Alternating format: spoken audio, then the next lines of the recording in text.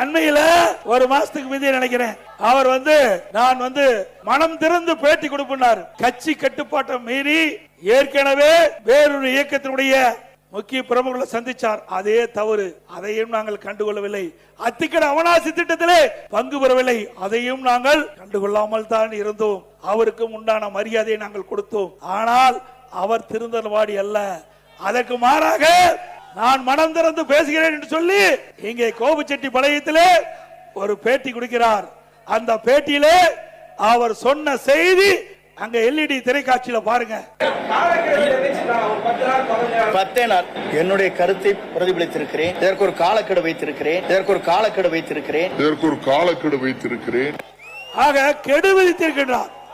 10 நாள்ல எடப்பாடி பழனிசாமி இந்த இணைப்பை முன்னிறுத்தல் என்றால் நானே முன்னிருந்து நிறுத்துவேன் என்று தலைமைக்கு எச்சரிக்கை கொடுக்கின்றார். அப்படிப்பட்டவரை நாங்கள் எப்படி இயக்கத்திலே தொடர முடியும்?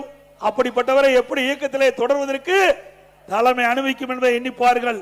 மூத்த தலைமை கழக நிர்வாகிகளோடு கலந்து ஆலோசித்து தலைமைக்கு எதிராக பொது வெளியிலே பேட்டி கொடுத்ததுனால அவர் பதவியை விடுவித்தோம். அப்பொழுதாவது திருந்துவார் என்று பார்த்தோம். அப்பொழுதும் திருந்தவாடி அல்ல.